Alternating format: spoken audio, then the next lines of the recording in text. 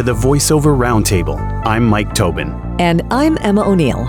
Every week, we get together to talk about all things voiceover, with a special focus on community. Bringing you in-depth interviews, roundtable discussions, special performance events, and industry-leading guests. Let's get started. This is the Voiceover Roundtable.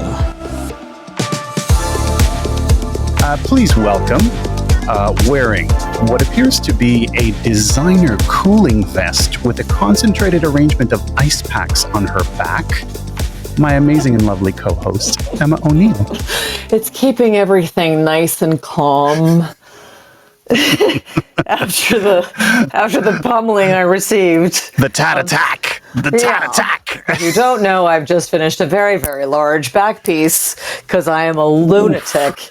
And it is a work of art, though, Emma. It is. It is completely gorgeous, and hats off to your wonderful artist. Feel free to drop her name because, wow. India Amara is her name. She's incredibly talented and an incredible human. You were telling me, 5 sittings for this piece? Yeah. If you haven't seen this, folks, if you just track down Emma on socials, like, it's not a secret. It's not something that was hidden. She was very proudly It's too big to hide it. Yeah, it's too big to hide. It's a lovely piece. But anyways, that's what's going on and exciting in Emma's life. Yeah. And what else? Just dealing with the aftermath of that, and I've got a new studio. I've moved my studio upstairs, so I'm playing with all of that, and that's been super fun and very frustrating and wonderful and terrible and all of the things that come with change. Change is good. Exactly. It's okay. Everything will be fine. Everything will be fine. Yeah. Nice.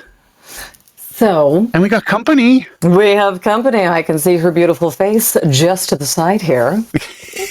Hey. Hello, Mary Lynn. Hi, can you guys hear me? Yes. Okay. Yes. It's not, there's like, I wasn't getting like a light, and I was getting little like spinning thing, and I'm like, oh my God, anyway, okay, good. Yeah, I was having trouble getting on to Clubhouse. I clicked that, so I don't know, I came door somewhere, but I got on stage. I know, as long as I will not touch any buttons or anything. I'm just going to put this down. Technology challenges. What is this you speak of? Seriously. I am not comfortable with technology challenges, so we'll just like sit still. Yeah, exactly. Don't touch any of the buttons. Leave it.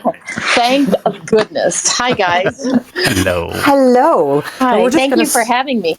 Oh, thank you for joining us. For being here. This is awesome. I think there was a couple of jaw drops when I was like, Mary Lynn Wissner is going to be joining us on the round. They're like, I'm sorry, what? I think it was something like this. Mary Lynn who? Oh, no. It was more like this. It was that. He pressed... You did Mary Lynn who, and I went, wah, wah, wah. Oh, no, it was like more like applause. You have many sound effects. I love it. I do. Well, considering... Oh, dear Lord. The show has been open for 3 minutes, and we have 56 people in the room, so I think we're doing okay. We're doing okay. So... Yeah. I'm just going to do a brief bio time. So, our guest tonight, since 1990, Los Angeles-based casting director and creator of the award-winning Voices voice casting, not Voices casting, like I said earlier. Mary Lynn Wissner has cast thousands and thousands of voice talent in thousands of voiceover productions across almost every genre in the voiceover industry. Whatever voice is needed, Mary Lynn has found it. In addition to her successful casting career, Mary Lynn continues to direct workshops, coach, consult, and voice direct talent around the world. She's also the creator of VO Pros, where talent can meet the pros and leaders in the industry through weekly workshops and clinics. And more recently, since 2019, I believe, Mary Lynn and a team of colleagues introduced the VO Roadshow, bringing the most accredited and respected coaches in the industry and directors to your town. So watch out for that, the VO Roadshow. She also created a really cool tool that simplifies self-direction for talent, and it's called the Voiceover Self-Direction app, and you can find that on the app stores for both iOS and Android devices. And you know what? Talent, producers, ad executives, and creatives all know that when you work with Mary Lynn, You work with someone who really loves everything about VO and brings that passion and expertise to any production, studio, or workshop that she touches. So please welcome our special guest tonight, Lynn Wissner. Oh, thank you so much. That was kind of nice. Thank you. You're very welcome. Well, you're kind of nice too. Oh, thank you. Thank you. Right back at you. Aw. Well, welcome. Thanks for making time for us, Lynn. We really appreciate it. And for making time for this community of people we got going. Yeah, Cool. very cool. Happy to be here. So I wanted to start with a quick question before we're going to open the stage to questions from the audience, but we just wanted to get a couple of questions in that we're curious about. Yes. So from where you sit from a casting director perspective, how are things in voiceover currently, like right now? Good question, because there's no wrong or right answer anymore. It's so weird. Definitely the non-union world or the non-union requests are really way up there. Budgets are lower, which is not great. But the reads are still, the popular reads are still being asked for, which are that very real person, definitely in that sort of 20s to early 40s, kind of snarky, fun person.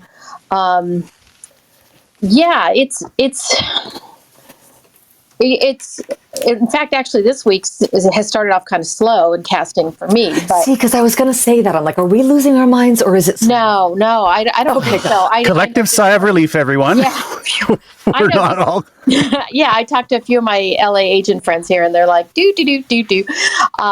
So it's a weird time. I mean, years ago, there was so much of a season for voiceover and casting and advertising, and it's just not that way anymore at all. Right. So it's hard to kind of speak to what we can predict and what should be happening right now, because it really is just sort of catch as catch can. Not that you wanted to hear that, but no, but at least it just makes you feel less like, oh my God, my career is over. I'm never going to do it again. Kind of thing. So it's not just me. I say that all the time. I should have gone to law school or something. I don't know. I thought it was like something had to do with all that running around on the grass at the Rihanna concert recently. I just like. Oh, Mike. Sorry. Oh, Mike. Sorry. Okay. And everything just come crashing down after Super Bowl. Everything comes back to Rihanna. Yeah. But it's always a sort of treat for us as talent and a community of talent to get to chat with a casting director about casting, because like for us, our more frequent industry interactions are like with agents if we have them, or with smaller direct clients and stuff like that. So maybe you can share with the community that's gathered tonight and with us, like, what does a typical day or week of casting look like for you in 2023? What process, like what's going on? Well, it always varies, which is why I love what I do, because every day is a different job we're casting. Like yesterday we cast some kids in the afternoon. Today I didn't have a casting. I actually had to prep a job for a podcast, actually, which was sort of like an old time radio type cast. Fun. So that's what I always love about it. It's every day it's different. So it really feeds my creative, juices. But it's just different. Like, we don't do as much. There was a time we were kind of doing some animation stuff, working on a few series and a few feature films and dubbing for animation films. And we haven't seen a lot of that in a while, because I think they've just, especially I think since the pandemic, they've just kind of gone in-house. So usually when you do a animation project or a video game, that can take, up to a month or two to cast, because then you have callbacks and, it's just way more involved, the casting process. I love casting commercials. They're always my favorite thing to cast as well as coach, because as I like to say, they're kind of like these little mini productions. You get hired by the ad agency. They tell me what they want. I put the call out there. I get the voices in and send it to the client, my picks, and then it's done. And you go on to the next one. Yeah. I don't even know if I'm answering your question, but you are, depends. And then some. Oh, okay. Yeah. It really depends on the job and the product and then the project. How much I'm involved in the casting, or what is involved in the casting process. Mm-hmm. Now, you talked about commercial. Obviously, am I correct to assume that's kind of the lion's share of what's going around these days for you? Yeah. Okay. Yeah, I would say the majority of what we cast is commercial. Okay. And you talked a little bit about there being more demand increasing demand non-union. I don't want to misquote you there. What's, if you had to give a ratio, union versus non-union? Yeah. I kind of delicate dance. Yeah. I always sort of sarcastically say, like 10 years ago, I would say about 70% of our casting was union and 30% was non, and I'd say it's about flipped now. Wow. That there's just so much more non-union casting. But at the same time, that's because there's a lot more different genres in voiceover that are kind of looking for voices than there were 10 years ago. Like I was saying earlier, like podcasts and e-learning has just grown exponentially. And, so there's a lot more, opportunities, which are great for talent that weren't around 10, 15, 20 years ago, Yeah. So. And it seems like there's new stuff coming up all the time. I mean, God forbid. Every couple of years you turn around and there's something new, like, oh, wow, we can do voiceover for that. That's like, okay. Mm-hmm. Mm-hmm. Yeah. I think the whole field of voiceover is so, it's a great thing to get into. Yes, we all know how hard it is and heavily saturated it is. Yeah. But if you can kind of find your niche and really kind of dive into that, and work hard at it, you could do really well with it. It just really depends how good you are at it as well. Mm-hmm. Very true. And speaking of which, with that, just because I get, on the daily, I get messaged by people from all walks of life. I want to be a voice actor. With coaching, do you coach beginners or only intermediate and advanced? I personally only coach intermediate and advanced, but one of my other casting directors here, she'll coach beginners. Okay. Yeah, I used to coach beginners, but if they're complete beginners, I really honestly don't have the time to kind of dedicate to do, because I'm an all-in girl. If I'm coaching you, it's the mom and me. I got to see it all the way through. I know. But so I just don't have the time to do that with beginners. So Caitlin does that here.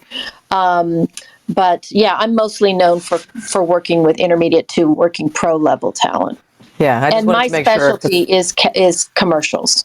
I mean, I can coach the other genres, but I just love commercials. So that's kind of what my thing is. And you're very good at it. I just wanted to make sure with my PDF that I send out, because I constantly change, whoever I'm sending it out to, it changes who the coaches are that I'm recommending. So, thank you. I sent one out today with you on it. So thank you. Absolutely. And we'll definitely try and talk. We're going to talk a little bit more about coaching a little bit later. But I think, Emma, you want to open things up?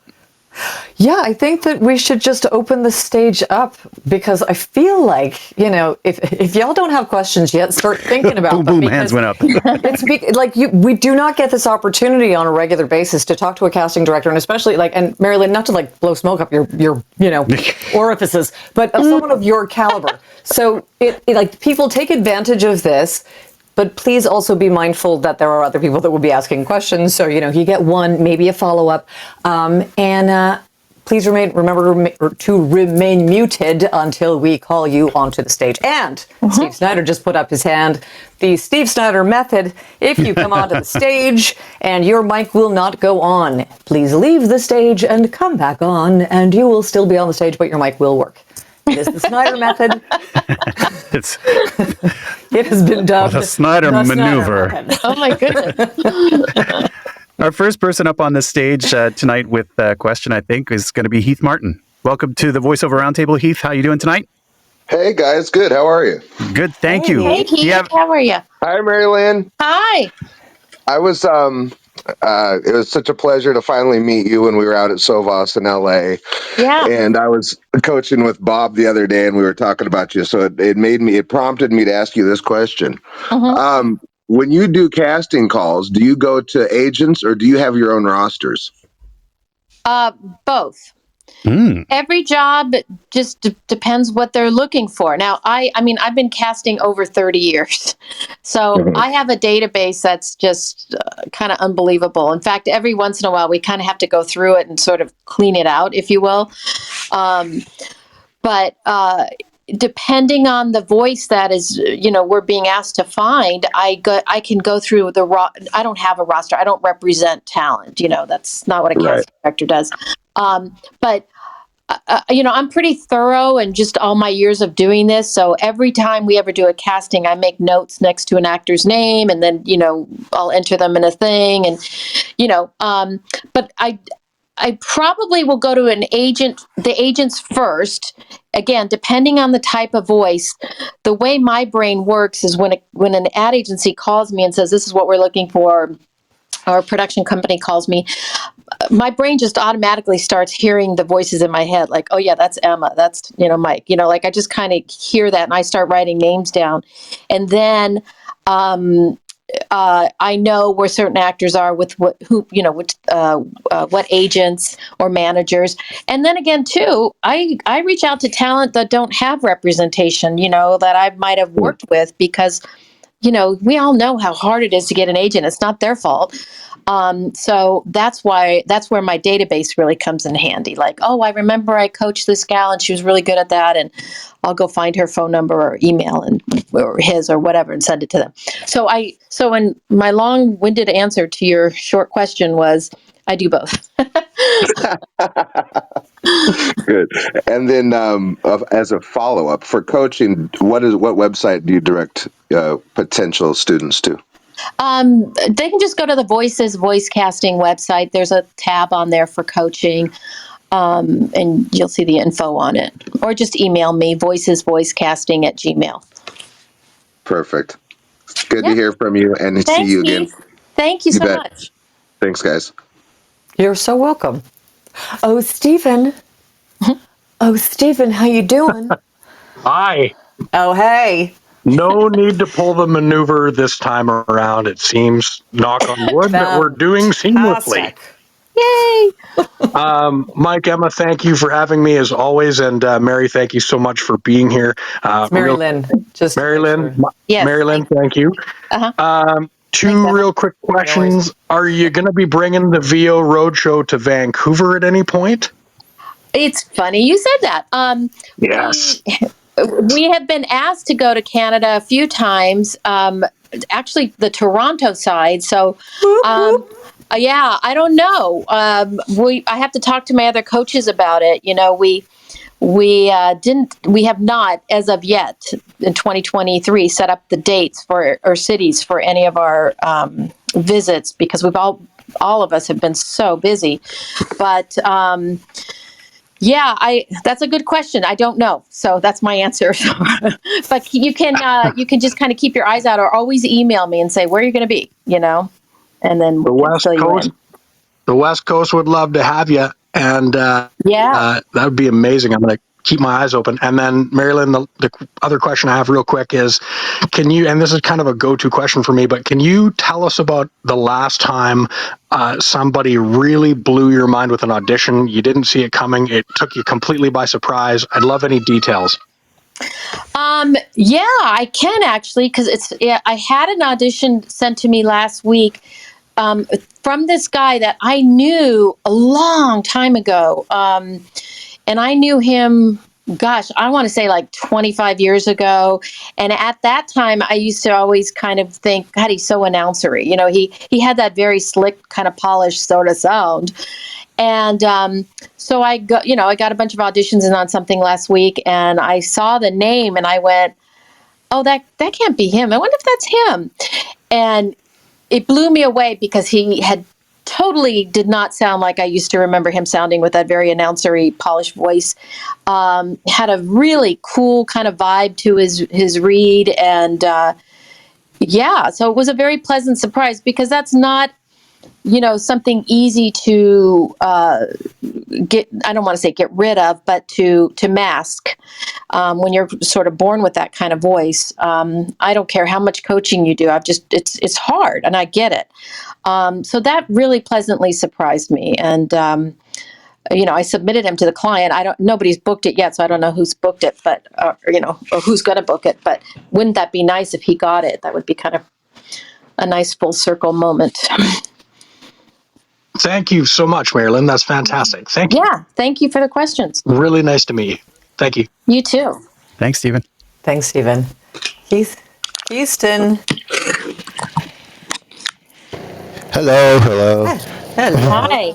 Hey. Houston, your gain's really, really high. I know. I'm trying to. So sorry. That's all good. So I was trying to make sure there wasn't any background noise, but I'm failing at that. But anyway, I just want to, first of all, thanks for letting me up. I always love being in this space with you all, in this room that you conduct. Thank you. And Marilyn, it's very nice to meet you. I'm so glad that you are answering our questions. Thank you. So my question is, and this is kind of a two-part question. It's one question, but for two different areas of your expertise. Okay. When it comes to, I want to know the most common, not necessarily the biggest, or it could be the biggest, but the most common mistake that you see in performance-wise that voice actors make when you're casting, and also when it comes to coaching, the most common mistakes that you think are just that cost them. And it's just like, man, if they only are like, gosh, here we go again. Like in those two areas. Yeah, and there are actually two very different thoughts. So when it comes to casting, I think the most common mistake, and you guys have probably all heard this. Well, there's a few, but one is not listening back to your audition before you submit it, and maybe realizing the sound sounds horrible, or you didn't edit it or something like that. But having said that, I'm also not a fan of over editing either, or processing. And also, I think another one to add to that is when actors do not pay attention to the casting specs. And they kind of think they know better. Not that I'm not for creativity and maybe kind of adding your own flair, but you still have to kind of pay attention to the casting specs. There's a reason they're there. And especially when you're getting copy from a casting director, they're the ones that spent the time with the ad agency really breaking down what that ad agency wanted, And you have to understand, I want to find the voice because I want to get hired again by that ad agency. So I want to be the one that found the voice for them. So the casting director really does take the time to kind of pull everything they can out of that ad agency, the account producer or copywriter. So it just behooves you to follow the directions. And then as far as things that bug me in coaching, I guess one thing that kind of irritates me is when, again, talent doesn't listen, or they think they know more than I do. And I'm pretty easygoing. I really am. But I had a talent the other day, and I was working with him, and I kind of was working with him on a certain type of read, and he did it, and he was good at it. And he goes, "Oh, but that would never get submitted anyway." And I sort of resented that. I said, "Why do you say that? Why would I let you do that? Why would I make you, teach you how to do that if I didn't want you to book?" And he was wrong. So again, it's kind of like, it's a respect thing, but it's also, if you're there to learn. That's kind of my pet peeves, I guess. Thank you so much. But you just said something, you guys said I could do a follow-up if it just said something that's just sparked a crucial question. Sure. I've heard casting directors say, just send it raw. Just send me the audition raw, no processing. I've also heard casting directors say, well, I like it when they send it, just with a little EQ, not overproduced. And when you're giving your all and everybody's giving their all, you start thinking, okay, well, what will be the one thing to separate because you don't know from each audition that you do what the casting director wants. So let's say, okay, well, I'll do raw because this one said raw, and next thing you know, for this casting director, it might be the person who did EQ that made them sound better. So I'm just wondering, what is your philosophy on that? I'm going to be super honest with you. Half the time, I can't tell if somebody did all the EQing processing stuff. I can't. Sometimes you can really hear it, or if I know the actor personally, and then when I get their audition, I was like, is that them? So the thing that I'm more worried about is that your sound quality is good. That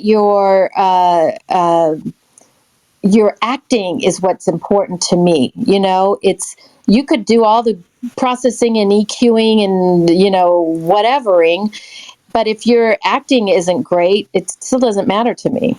It doesn't deliver the spot to me as far as I'm concerned. Well, thank you so much. I appreciate you, and just thank you to the host as well. You guys are wonderful. Thank you so much. Oh, thank you. Thanks, Keiston. Before we go to Gordon, I wanted to kind of dovetail off of something you said in there, Marilyn, and this is it's like Emma's going to go, oh yeah, like we never seem to get a solid response. And this just goes to speak how there's sometimes, like you said, there's no right answer sometimes in things.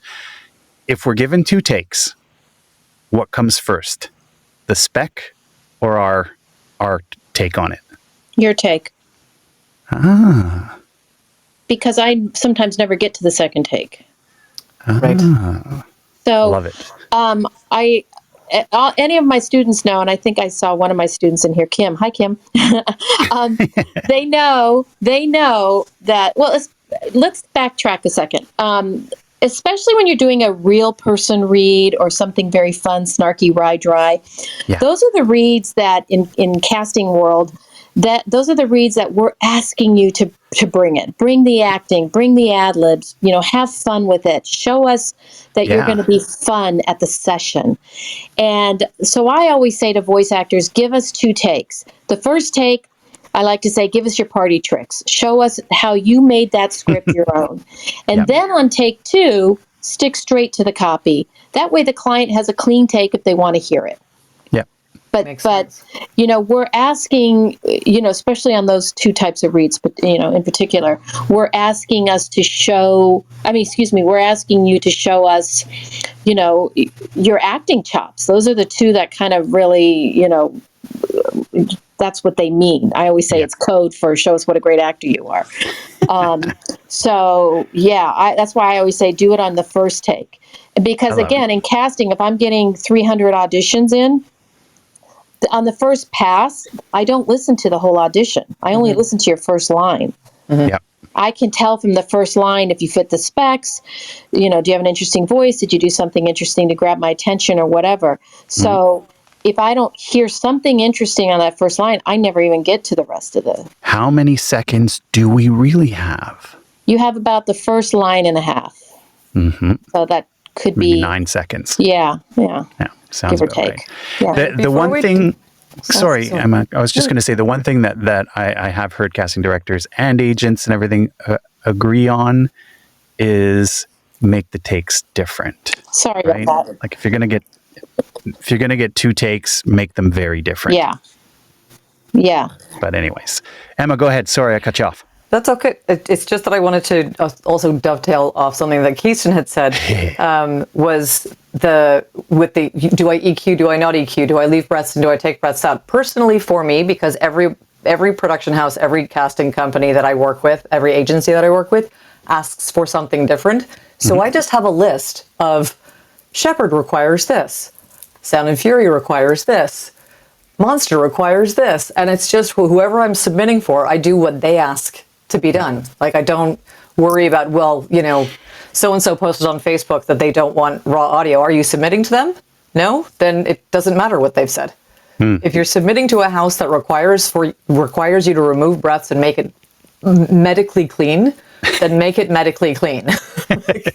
Sanitized. And I think it's a question that I hear on a regular basis to people, and it's just something that if you are submitting to multiple agencies with multiple casting houses with multiple production companies, pay attention to and usually you'll know who you're submitting to based on font, highlighting, like who you're submitting. Like I know it's like I'm not Calliope from Boombox. Oh, that's Mary Lynn. Oh, that's Tina. And especially with or there's things that people say that it's them. They have their tells. Yes. They have their tells. You'll They're see like, them. I know it. Okay, yeah. Leave that in. Fun. So just pay attention to who you're submitting to and do that. That's Nice. 2 cents. Yeah. Let's go to another question from the room. We've got Gordon up on the stage. Gordon. Good evening. Good evening. Welcome to the round table. You have a question for Mary Lynn? I have a great question. Thank you, first of all, for bringing me up. I am fairly new to the business. Recently did my reel. So finding an agent versus, obviously, you don't necessarily find a casting director. But I know in the business, a lot of it is about relationships. So building that relationship, finding an agent, and then building a relationship with a casting agent. Is there such a thing? Well, first off, it's casting director. It's not casting agent. Just something to think about there. I mean, the best way to build a relationship with a casting director and or an agent is, obviously get to know them is, meeting them and things like this. There's other workshops out there, getting to read for them. And if you book for them, then they kind of remember you. Is that answering your question? Yeah, pretty much. Yeah, I think what you're just asking is like, can you make a relationship with a casting director to be thought, remembered for casting? Is that what you're kind of asking? Pretty much, and not being overzealous, trying to build a relationship. How do you go about building that relationship? Obviously, it's having the tools that a director wants to be able to, push you, I guess I would say. Yeah, I mean, and if you have a good agent, they have a good relationship with a casting director or two, Now, that's not to say that that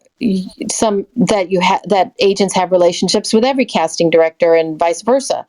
But if you have a good agent that you've researched and that has you always want to ask them who are your regular contacts, who are your regular casting folks, what do you reach out to a lot of ad agencies, or are you just getting castings from the online casting? You kind of want to do your research as an actor before you sign with them. Don't be so quick to sign with an agent if they don't have the outreach that is going to get you those relationships down the road. No, that makes a lot of sense. Are you ever down in Miami? Actually, I did do a workshop down there just right before COVID. It was fun. It was great. But yeah. In the casting, I'm obviously I'm here based in LA, but I throw the net out all over the world. So it doesn't matter to me where you are. Thank you. Thank you for bringing me up. Sure. Thank you, Gordon. Thanks, Gordon. How big's that net, Mary Lynn, sometimes? Like, usually. We all want to know huge. That. No, tell us. Come on. And it's heavy. What's typical? Again, it just depends on the job. Like, right. Sometimes I could get a casting in where, they have a small casting budget and they just say, okay, we have one role. We need a guy, this is what we need, blah, blah, blah. And we only want to hear 8 to 10 actors. Yeah. Well, I'm not going to throw the casting net out really, really wide because it's just a waste of my time and I'm not getting paid for that, No. So the net is smaller. I grabbed the smaller net on that one. But if it's a big, sometimes. Yeah, sometimes it's a huge project. and we like those. And then we're going to need a bigger boat. That's right. Or or it's a very particular kind of voice they're looking for, and I do have to search, a little bit farther than maybe sort of my regular tried and trues. Yeah, I wanted to speak to Gordon, part of Gordon's question earlier, and I kind of alluded to it, why we like having these conversations and chats with people like you, Marilyn, is because we don't necessarily, like I said, we don't always have that line of sight, line of communication, because normally it's our agents and stuff like that. And that's kind of like the protocol, if you will, of the industry. Like, you shouldn't be reaching out to casting directors like unsolicited. I don't know. Maybe I'm wrong there, but it's kind of this unwritten rule that, there's like a chain of command. There's like a chain, the way things flow. And like you said, you have the relationship with the agents out there, and we're part of their rosters. And so that's how the connections are made. And then eventually over time, sure, if you want to get known by a casting director, keep submitting to your agent, do the auditions. Yeah, and like I said too, I have gotten to know so many actors who who don't have agents, or I just, maybe I don't usually call their agents for one reason or another or something, but I've met them either through coaching, or I've met them at a voiceover conference, or like something like this, or a class, where maybe I hosted it, or we had or I was a guest director or something. I mean, I always sort of feel that, excuse me, that's my job. I feel my job as a casting director is to not just sit on my butt and wait for voices and people to come to me. I'm always listening. I am always listening, whether I go to a restaurant, I'm kind of always just paying attention to people's voices. And I love what I do. So it's just kind of what I do anyway. I mean, I even have my kids trained, it's like, oh my gosh, Mom, you should have heard this girl, So that's very, I think that's part of what our job is not just, limiting those relationships to agents, but always kind of keeping the doors open. And I love actors. I do. I was an actor. I acted all through school and did commercials. And my ex-husband is an on-camera commercial casting director. My daughter's in casting. So I mean, the world is so. I grew up around all this. So. It's, to me, it's just, it's part of who I am. It shows. Oh, yeah, I love it. It shows. Yeah. Emma, let's throw down our mid-show reminder just before we go into more questions, if you could. Our mid-show reminder is if you joined us partway through this evening's show, this is the Voiceover Roundtable. We're here on Clubhouse every Tuesday evening at 7:30 p.m. Eastern or 4:30 p.m. Pacific, and we talk about all things voiceover with a special focus on community. That is you guys, bringing you the roundtable discussions, special events, and industry-leading guests. And tonight, we are chatting with Los Angeles-based casting director and coach Mary Lynn Wissner. And I said we're going to go back to the room in a second, but I kind of alluded that I want to talk about this. So beyond your casting work, you're really deeply involved, and you just alluded to it, in many aspects of coaching within the voiceover industry. And you mentioned the workshops, and you mentioned the VO Roadshow at the top in the bio. But like we've said this many times on this show, learning and coaching for VO talent can look really, really different depending on the talent, and can be very different at different stages of one's VO career. What do you think are some of the advantages of someone coaching specifically with a casting director from time to time? Oh, to me, it's sort of like a no-brainer. Yeah. I think, not just because it's me, but I think because you're learning from somebody who's in the trenches. Yes. You're learning from a buyer.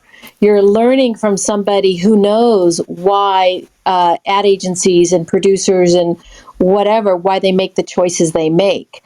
And that's the way I coach. I always say to my students, I coach from the casting perspective, because not only do I sort of teach, this foundational thing about commercials, but I also teach you what stands out in an audition and why certain actors book and others never do. And so, because I'm privy to that. I do it every day. So that's I think the benefit of working with somebody in casting or somebody in that position of potentially also hiring you. Yeah. It's a finger on the pulse thing, right? Exactly. Because it changes over time. Yeah. Like you were saying, what reads are current and fresh today, and maybe 6 months from now, that changes. Yeah, it does. And there's a again, like I was kind of saying earlier too, just the relationships that I have and have established, in all my years of casting, from not only with voiceover agents, but other casting directors, as well as, the other buyers like ad agency people and production companies and animation houses or video game houses or, e-learning houses or whatever it might be. I can also sometimes speak to what's happening in that particular genre and how to sort of help the actor. And also sometimes, I don't have the answer, but I try to find things out for people too. I'm in a really lucky position that, and I'm grateful for it, that I have some really great relationships that I've built over the years. And so, I've never had a problem kind of calling a colleague up and saying, "Hey, I've got this student, we have a question or something," and but I've been able to help them that way as well. Nice. Mm-hmm. I just keep nodding. I do it all the time. See you. We can't see it. Yeah. But I'm nodding a lot. Yes. Nodding. Yes. Lara, we're going to bring you up to pose your question, please. Hello. Hi, guys. Hello. Mike, I thought you were about to ask my question. I'm like, oh, this is going to be awkward because mine actually has to do with casting. Go for it. Excuse me, coaching. Coaching. Wow, it's been a day. Oh, and hi, Mary Lynn. Hi. Before you ask your question, Yes. I wanted to point out, if people didn't see it, is I'm using the technology that's been given to us. I actually put voice casting link up at the top of the page. So I don't know if you can see that, folks, but if you wanted to find that link, it's there. And I know that Emma dropped it in the chat as well. We pinned the link to the top of the conversation. So go ahead with your question. I didn't ask it. You're going to ask it now. Okay. So, Mary Lynn, say this was our first time we were talking during a session where I've booked you as a coach. Mm-hmm. How would we approach trying to decide what areas of commercial we should focus on? Since I know there's so many genres, do you listen to us and what our likes and dislikes are, or do you sort of run the gambit? Could you ask me that again? I'm so sorry. Somebody I had a client actually texting me and I just darted my eyes. I apologize for that. That's okay. So were you asking about which demo to focus on? Is that what you said? No. My question is, say that you and I were just starting our coaching relationship together. Mm-hmm. It's our first meeting. How do we go about deciding what to actually work on, since there's so many different genres of commercial? Oh, wow. I'm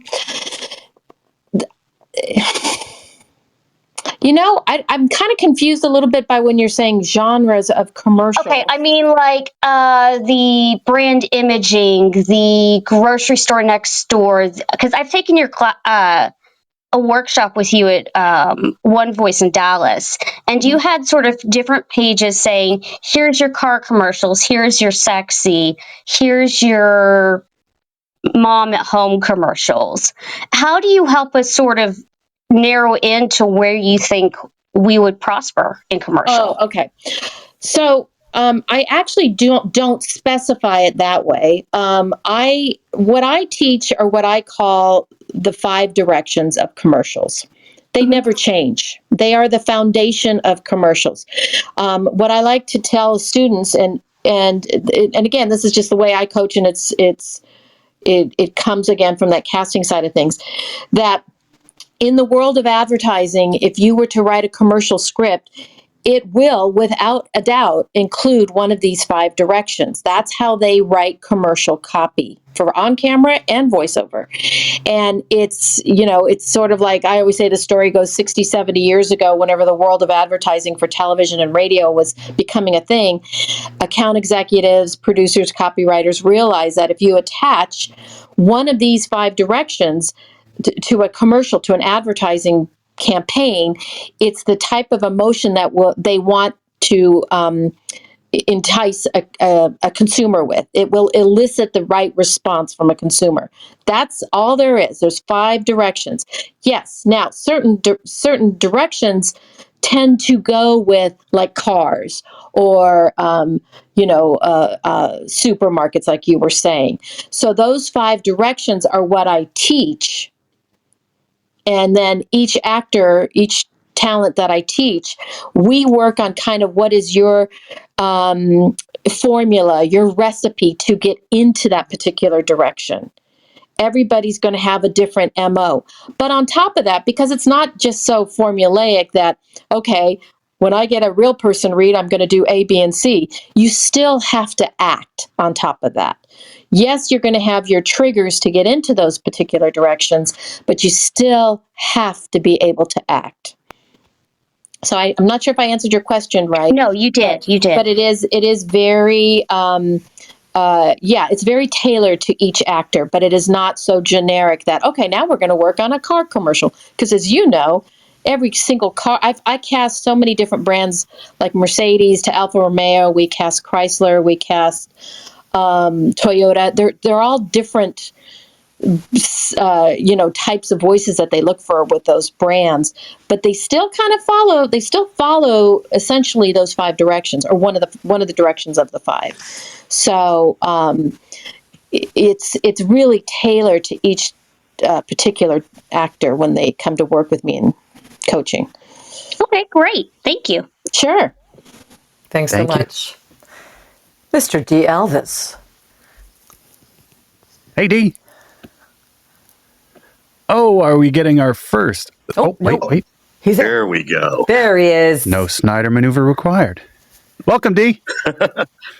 Thanks for having me back, guys. Appreciate it. Hey, what's your question for Mary Lynn? Emma, love the... Thank you. But for Mary Lynn, when it comes to the authenticity that has been a huge trend in the last, couple of years with casting, right? So as voice actors, more and more for my agents, especially, it's if you aren't truly XYZ, don't submit. Now, for someone like me who's a mutt, for lack of a better term, it can be really tricky because I've spent most of my life in the States, but I'm originally from Sri Lanka, which, is now put into the South Asian category. And then my, parents and grandparents, East Asian, Eastern European. And so a lot of times I pass up on even auditioning because I'm trying to do this, by the book and not prevent others who might be overlooked in recent years, or for most of the voice acting industry's lifespan. As a casting director, how important is that to you, and how much research are you doing in terms of kind of authenticating someone's authenticity in a particular role? So there's a couple answers to that. A lot of times when we are asking for authentic, it's because the ad agency has asked us to get only authentic. And a lot of that has to do with the union.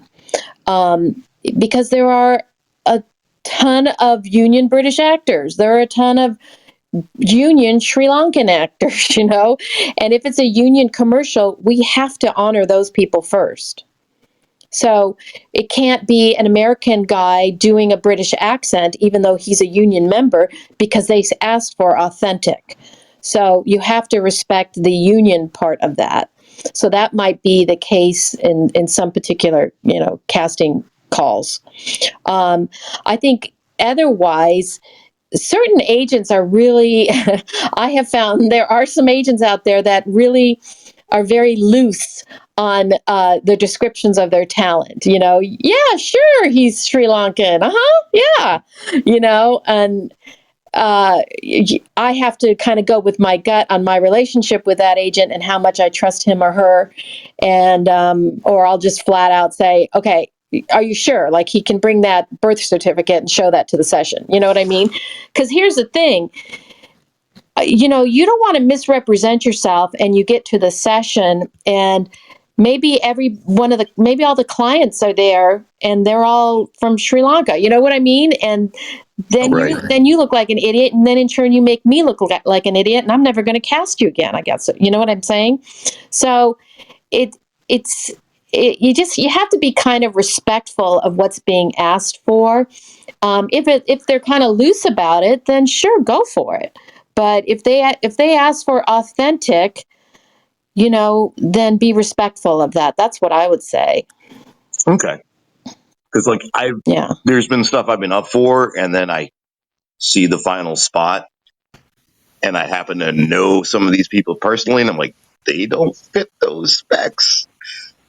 Well, that's true, but you never know. They might have changed the specs, or sometimes, again, maybe your agent was really honest, and that person's agent wasn't. But then maybe they just had something kind of interesting in their voice, and when the clients heard the auditions, they were like, "Yeah, we like that guy." I mean, I've seen everything, and unfortunately, your agent's honesty cost you that opportunity.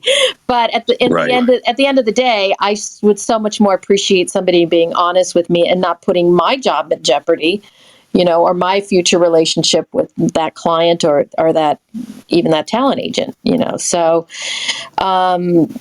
because trust me, I have been on jobs, or I have worked on jobs where talent was booked off of something they did on their demo, and when the talent got to the session, they couldn't replicate it, or an accent situation where they had this great accent on their demo, and in the audition they did a great job, but then when they got to the session, it just fell flat. In the long run, it makes you look bad, right? And then it just really would leave a sour taste in that casting director's brain for future things. Right. It's better to be honest. Better to be remembered, better to be forgotten than remembered for doing something wrong. Yeah. It's a great question. Thank you so much. Yeah, that is a good question. And what I'm finding, Marilyn, and I don't know, correct me if I'm wrong here, but in some of the castings that I'm seeing, if you pay attention, the wording is there, and it's like very often it'll say preferred, but open to, and different things like that. So yes. I think where there is leeway, then by all means step into it if you can pull it off. Absolutely. I as a middle-aged white guy, I'm going to make one statement though. If you get an audition for BIPOC and you're not, don't, please. And actually, I've tried to be vocal about it, because honestly, sometimes people don't know your ethnicity and different things like that. And if you get a casting that it's not you, that's fine. But sometimes people need a nudge, and I'm not necessarily talking so much about agents and casting directors, because usually they know who's who.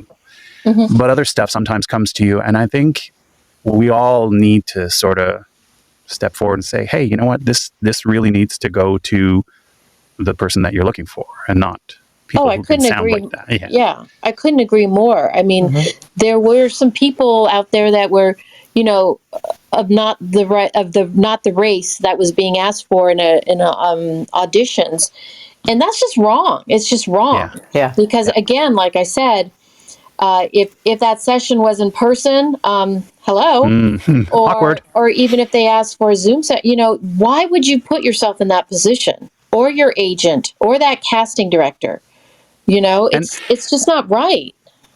And as talent, take the initiative to step forward with a response email or something like that. Just say, hey, this isn't for me. I really hope that you find a suitable talent that is from this community or from this ethnicity or background or whatever it is. And, try and be proactive, because you may not book a job, but if you can help them find someone or help put them on the right path of, oh yeah, maybe we should, Yeah, cast that's so much nicer for sure. Yeah. Yeah, and if it's so, a friend of mine, it was along this that she had asked a production house. They were casting for a particular background, and she was like, "But my grandmother is that." And he said, "Is this the world that you live in?" And she said, "No." He said, "Then don't audition." That's really well said. Just because your That's grandmother good. is, Yeah. it's not the world that you live in. You live in a different world as a different ethnicity, really. Yeah. Yeah. That, yes, that's your bloodline, but it's not who you are. Yeah. So if that's not the world you live in, don't plan it. Yeah, that's a great way to put it. Who are we going to next, Emma? Peg. Hey, Peg. Hey, everyone. Hello. Welcome to the Voiceover Roundtable. Well, thank you for having me. First off, Emma, can I get that list of who needs what? I mean, honestly, I have an agent in New York, and I'm Canadian in the ACTRA union. Okay. So I've been told that I'm not supposed to audition for non-union things, even if they're American. I'm not sure. But when I get my specs from the agent, a lot of times it has nothing to do with, should I process it with my FX chain like I do for my audiobooks, or should I just send them raw? I mean, I have really spitty S's, so I always cut them out, right? But, how do you know if that's not given to you? Is that for me or Mary Lynn? It's for Mary Lynn because. I thought it was for Emma. Sorry. Well, I mean, Emma's got this list, and I'm really coveting it. But, but yeah, Mary Lynn. I honestly don't know the answer to that, because the only thing I've ever asked for years is you don't slate on my auditions. And I'm usually like I said, I want to get hired again by this production company already. So I'm really thorough if I'm sending auditions out. Obviously, if the actors come into our studio, then I'm there to talk to them in person or whatever. But so I'm very thorough on my specs. Now, I will say, I found out actually not too long ago that there's some agents this is not good, but some of I'm like a huge fan of ad-libbing and improvising on reads, and I would always say that in the casting specs, because some actors are very unsure about that, and I always just wanted to give them an extra dose of like, oh, it's okay. And so I would put that, hey, feel free to ad-lib. And I found out recently that there was 2 agents out there that I would send stuff to, and they took that out because they thought that was not okay. And that kind of pissed me off, because it's like, no, I said it was okay. And I say it because I know this client loves it. So you know what? I just thought, hey, that agent's not respecting what I'm giving them, everything I can to help them. Why should I even call them? So most, again, maybe I shouldn't even have told you that. Most agents are really good, and they will, because obviously they want you to book too.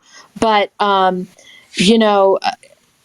don't know the answer to that, because I think every single casting house is different. Some are really, really, really, really verbose with their directions and specs, and some are really brief. So, yeah. I don't know. I don't really have a direct answer for that. That's okay. I just thought I would bring it up. I mean, my ADHD is just going crazy because there's so much great information, and I want to ask a question, and then somebody is, squirrel, So thank you. Are you watching the chat, Peg? Right? It's like, oh, wait. What? Oh, I hope I'm not confusing you guys. Sometimes I just go off on a tangent, but there's like so much great information I have. No, not at all. Okay. No. And I think that, Peg brings up a good point, and you did as well, Mary Lynn, is that different people in the line of travel of our auditions and stuff like that have their own sort of set of rules and their own way that they operate and things like that. And we kind of have to be okay with that. Yeah, you do. Like I know recently I did an audition, and I consciously made a conscious decision. I took like the second take that I did, and I moved it to the front. Mm-hmm. And it was like more my take and less the spec. Mm-hmm. And I got a note back saying, please reorder the takes. And I was like, oh, dang. Okay. And it happens. And Yeah. so, like you said, our agents have the relationships, and they know what the casting company is looking for and things like that. And so we have to put our trust in them. Yeah. And as But frustrating as it can be. Just so you know, I have been known, if I know the actor and I know what they're capable of, I have been known to, and don't tell your agents this, but like to sometimes just email the actor directly, like, oh, I know you could do this. Just send me another take. Just send it to my email. Or I will go and switch their takes or get rid of one take. You're not the first to. We know someone else who has said that as well, Yeah. and that's fun to hear as well. Yeah. So. And this is why you coach with casting directors. Yeah, I mean, again, it's helpful because we're your advocate. I always say there's, yeah, you're right, Mike, that there is kind of a chain, but that's just the way we get hired. But we're all in this together. We really are working to try and find the best voice for a job. So it's not like we're fighting against you. Now, again, different strokes for different folks. I have some agents that are just have kind of weird, rules and things like that. And that's okay, but whatever, that's them, and I just respect that's the way they want to run their office, and that's okay, so either I will reach out to them or I won't. That's all there is to it. Fair. Yeah. Or I'll just reach out to their actor directly. There's no rule against that. Yeah. Who are we going to next? Is it Tiffany? It is Tiffany. Hey, Tiffany. Hello. Hello. Welcome. There. Thank What's you. your question Happy to for be Mary here. Lynn? Well, I get so happy when I hear someone say as genuinely as you did earlier, I love my job. And listening to you talk about what you do, there's this excitement in your voice, and it just makes me want to know. It just makes me want to know more. I love talking to people and hearing their stories about why they love what they do, because I think if we're fortunate enough to be doing something we love, I want to hear those stories. So if you wouldn't mind sharing. What are the things about being a casting director that you just love, that speak to you so much, that just fit with who you are as a person and make you excited every morning to get up and go to work? Oh, thank you for that question. We get to talk about me. So, Yay! you know what it is? It's because every single day is different. Every day is different. Every single job is different. Even though, like, I cast a lot of the Chrysler cars, every commercial is different. That's what I love, and that really feeds into my creative brain. And I still get so excited. After 30 plus years of casting, when I get an email or a call like, hey, we'd like you to find a voice, I'm like, yay! It's still it's fun for me. It's exciting. It's creative. Yes, there are times it's extremely frustrating or exhaustive, but I just like that end of the business. I really like casting. I love performing. I love actors. And I love directing and coaching.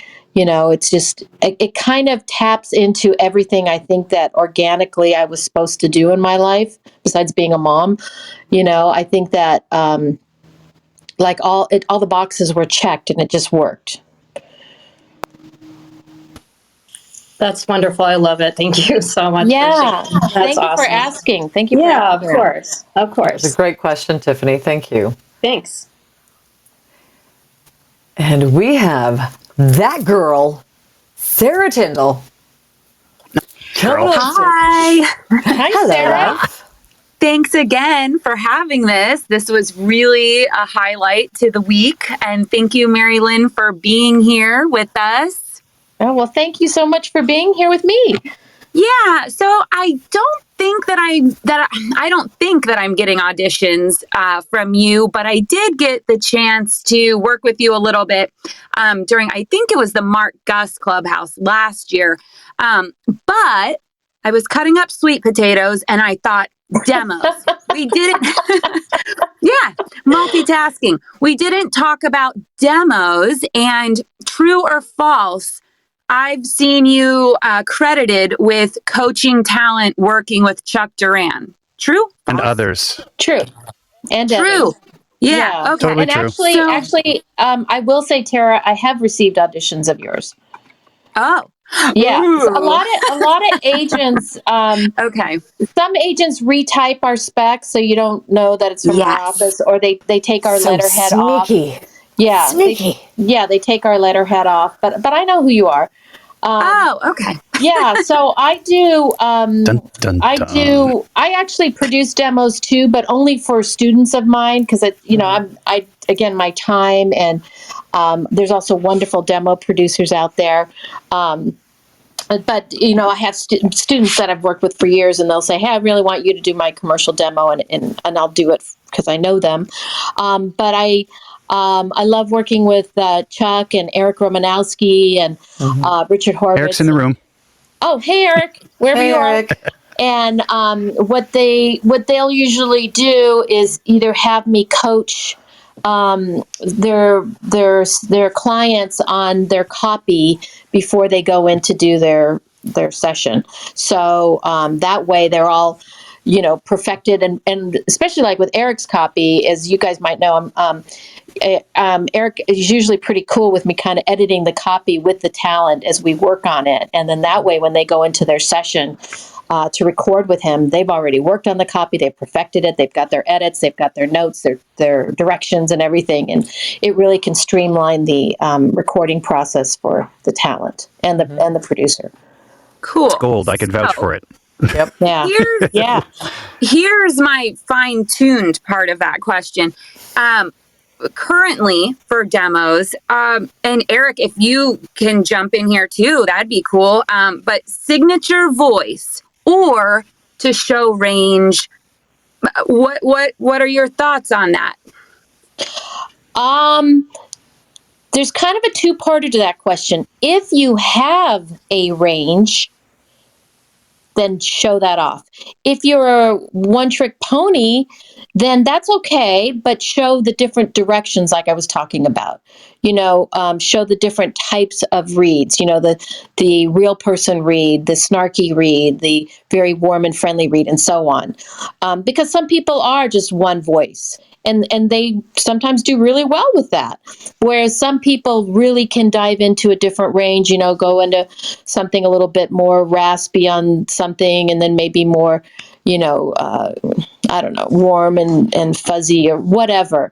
So I think it really depends on the talent because what your range is. And by the way, range is not, I can speak in a higher voice or I can speak in a lower voice. That's not what we mean by range either. It really means your ability to kind of act out those different types of voices. Like I was saying, something really kind of earthy and fuzzy or something very just nice and warm and friendly, yeah. Cool. Thank you. Oh, you're welcome. Thanks, sir. Thank you, Sarah. Always good to have you here. And Aiden, Dawn, we're representing in Toronto. Hello. Toronto. Hi. Toronto. Hi, Mary Lynn. Hi. Nice to hear you. Yeah, thank you. My question is a little bit about the casting side of things in terms of say I wanted to work in casting. I kind of wanted to know about your experience getting into casting and how you made those connections, and if it's possible to do remotely, to work as a casting assistant remotely and break in that way. Yeah, I mean, everything's remote now. It's kind of unique for me because when I started, this was pre-internet. Like I said, I grew up here in LA, and I grew up in the business. My father was a TV producer, and I started doing on-camera commercials, in high school and all through college. I joined the union when I was 16. I did really well with it. It was fun for me. Paid for college, but I knew I didn't want to have a career as an actor. And after I graduated college, I had to get a job, and my degree was in broadcast journalism, but I just had a hard time getting a job. And I actually saw an ad in Variety or the Hollywood Reporter for an assistant agent. And I remember I was kind of like, well, I've had agents. I know what that's like. I could be an assistant. And fortunately for me, it was with Don Pitts, who at that time, he was the man that started the whole business of voiceover agenting, So he had the biggest names in voiceover as his clients. And he was this really just cool, laid back guy that kind of just let me do, he's like, yeah, you go in there and direct Orson Welles and Casey Kasem and all these amazing people. And, I was 22. I was just kind of like, okay. I wasn't afraid of it. I just, I think because of my acting background in commercials, I just knew how to do it, and it was fun for me.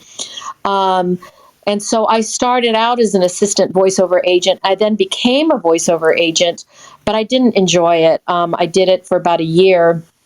And then the Voice Caster, which is in Burbank here, they were the only voice casting facility in the country.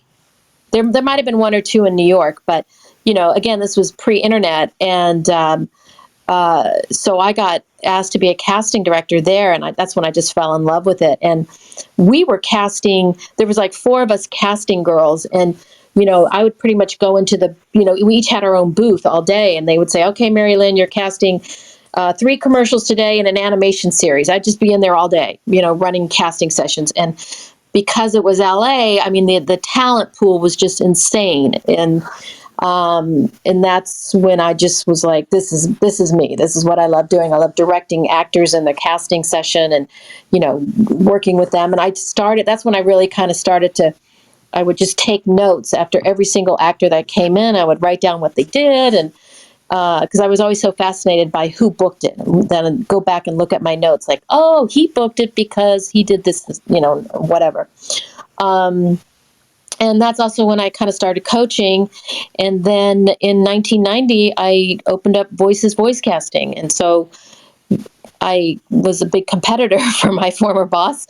But yeah, here we are. So we do probably more remote casting now, obviously, since the pandemic. But, it kind of goes half and half. Well, no, not half and half since the pandemic. But before that, I worked at a Voice Tracks West, a studio out here in LA. And, if we had a huge casting, I would run the sessions there. So as far as like how to get into it, I think you can kind of, if I were you, I would reach out to voice casting directors and just say, hey, do you need help? Or do you ever hire freelance people, and see if they can use you that way? Yeah, awesome. Thank you so much for that. You're welcome. And Great thank you, question. Emma and Meg. Oh, absolutely. Thanks, Aiden. Thanks for being with us. That's a great question. A very cool question. Yeah. So, yeah, right now, if there's any more questions, I know there was a question from Carlos. He was asking, do you cast U.S. Hispanic projects? Yes.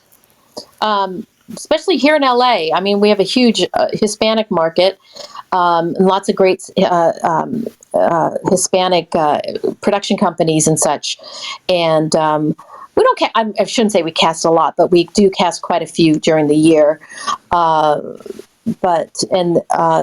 There's a lot of talent agencies here that have Spanish divisions, so I can get talent that way. Cool. Mm-hmm. And I imagine in your market too, they're also accented English. Mm-hmm. Yes. Yeah, but they're very particular about that. Like, they'll say, Hispanic accent, but not like they come from Guatemala or Mexico City. They can be very, very specific. So, there is kind of a neutral Hispanic accent that I've sort of gotten to be familiar with.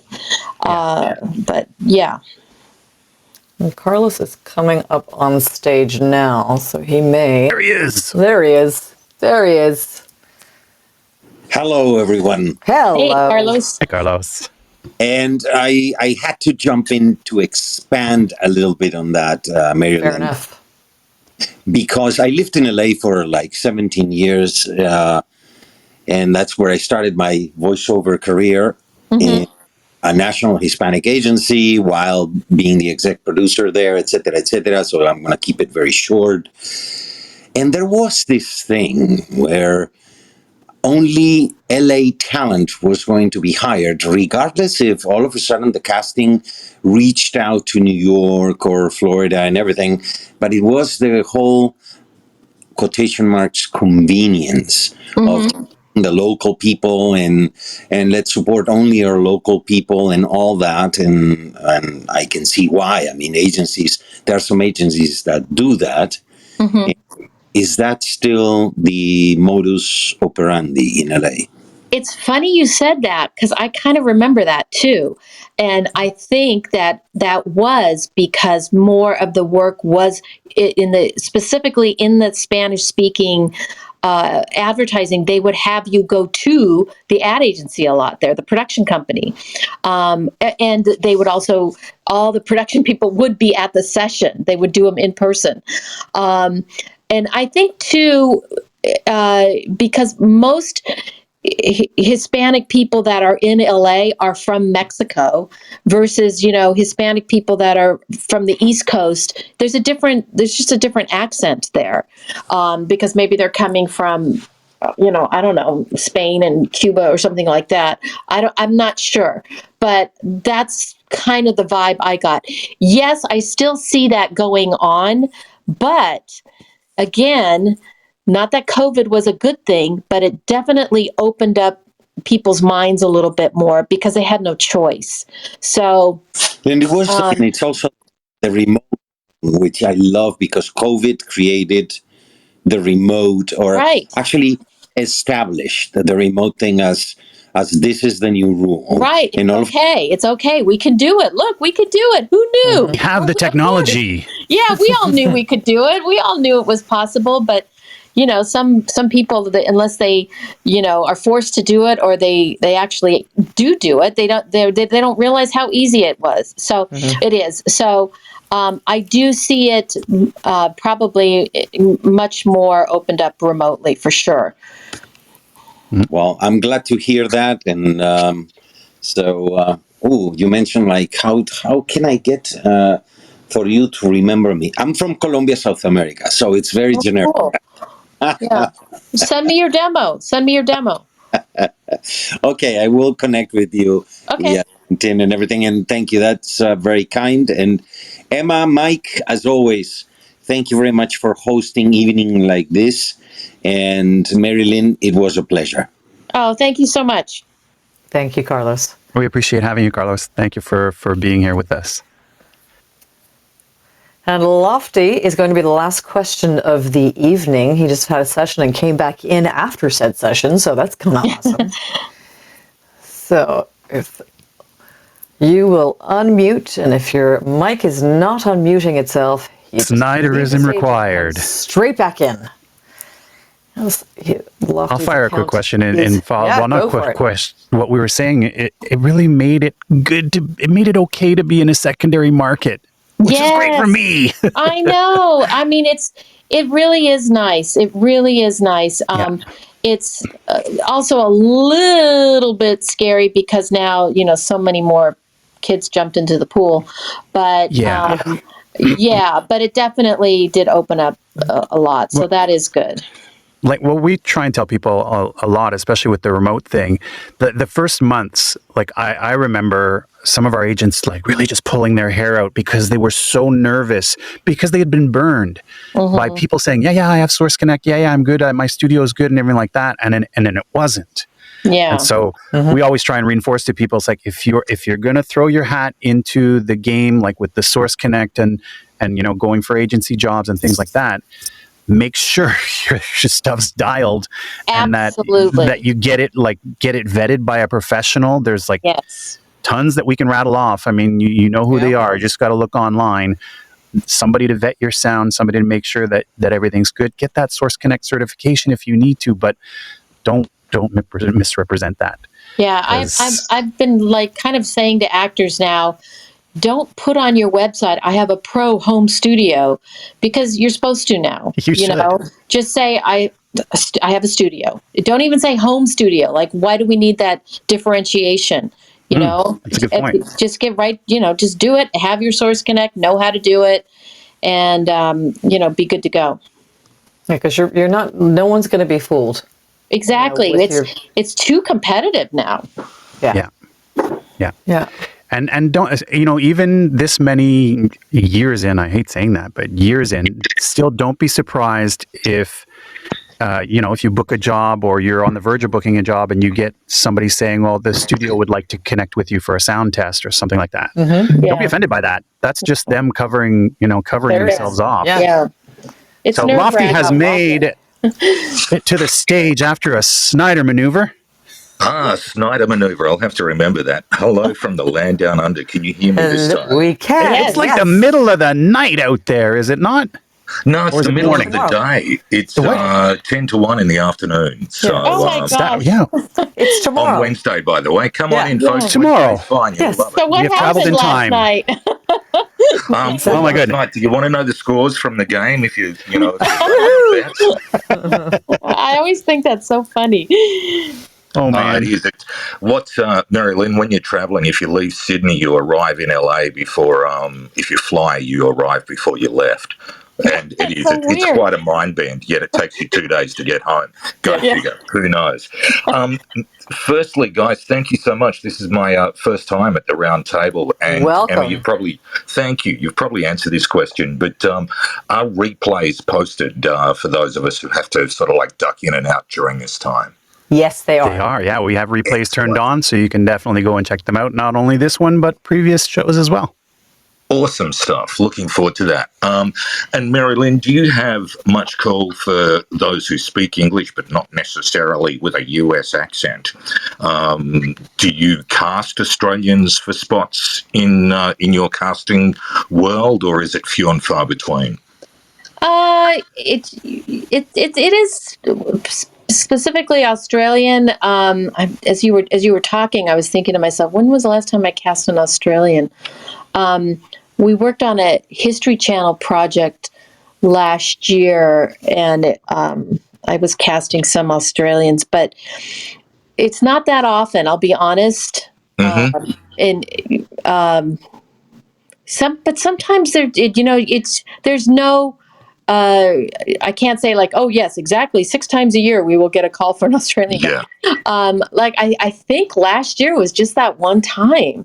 But having said that, I was saying earlier, I work on some car campaigns, and we recently worked on a Mercedes campaign, and they were open for all kinds of accents. So awesome. It's not just specifically Australian. I had, Brits and, even this guy who had kind of an Italian thing going on.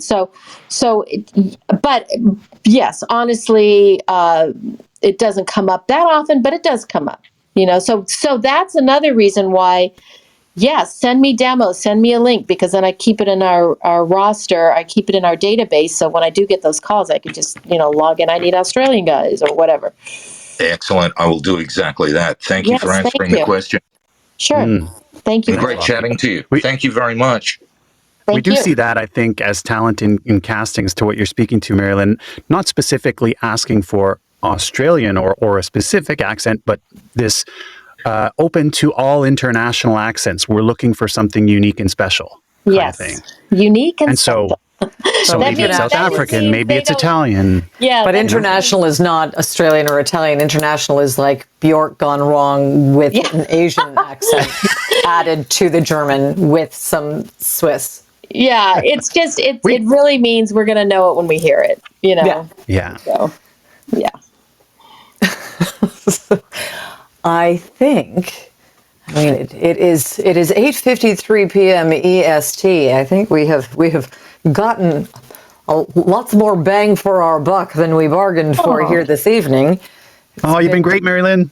Oh, well, thank you so much. It was a pleasure. And you guys are great. And thank you for what you do here. It's wonderful. And I hope I answered everybody's questions. If you have other questions, feel free to email me. I'm more than happy to get back to you. No, you absolutely did. And remember, I posted the email in the comments. It's voicecasting@gmail.com. Mike has tagged the website to the top of this page. And Mary Lynn, you're also teaching at VO Atlanta at X Sessions, correct? Yes. Are they full? Yes. Of course they are. I think yours are always the first ones to fill. It's like, and it's gone. But speaking from personal experience from a conference. Too. Yes. Yeah. Cool.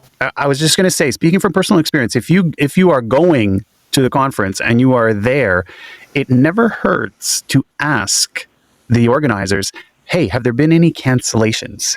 Because sometimes stuff happens. And I snuck into a really great video game session in the fall at a conference, totally because of that. I said, hey, have there been any cancellations? As a matter of fact, we've got a spot in this. So you never know. Yeah, that's a really good point. I remember that happened to one of my classes last year at VO Atlanta. Somebody was sick or something, and let somebody else go in. But I'm also doing moderating a couple panels. One of them will be all on casting with me and different other casting directors from sort of different. That's going to be ridiculous. That particular panel is going to be bananas. Yeah, I'm excited for that one. And then one that I do every year there is I call it Commercials A to Z, and it's sort of, again, I moderate it, but I have a representative from sort of each end of the commercial world, from the actor to the manager to the agent to the casting to a producer, a writer, and so on. So it's kind of good to get everybody's perspective on, what their role in the world of a commercial is. Right. Yeah. So, and it's in VO Atlanta is just super fun. I'm really excited. And yeah, it's just so nice to see all us like-minded people hanging out and talking about VO. It is very, very fun. I can't wait to see you. Yeah, thank you. Same. Absolutely. So, Mike. Yes. We're going to say a big thank you and to you, Mary Lynn, to everyone for joining us. As always, the chat was super lively with lots of great conversation happening in there. Thank you, everyone, for showing up and helping us grow this community. People are actively sharing the events online in their socials and stuff like that. It's amazing to see. We love the love. We really appreciate it. Yes. What do we have going on next week, Miss Emma? We have the one, the only talent manager, Mr. Mark Gusk, joining us from ACM Talent. He's going to answer questions about representation, accountability, entrepreneurship. He's going to answer all your questions, as many as we can fit in the time that we have with him. So it's going to be really fun. Wonderful. A fun show ahead. Again, a big thank you to our special guest this evening, Lynn Wissner. Thanks for being with us and for being so generous with your time. Great. We really appreciate it. Thank you. Thank you, everybody. I had a great time. Have a great evening. Bye. Thanks. Have a great evening. Bye, everyone. Bye. And with that, we say goodnight, folks. See you next week. Hear you next week on the Voiceover Roundtable. Take care. Be safe, everyone.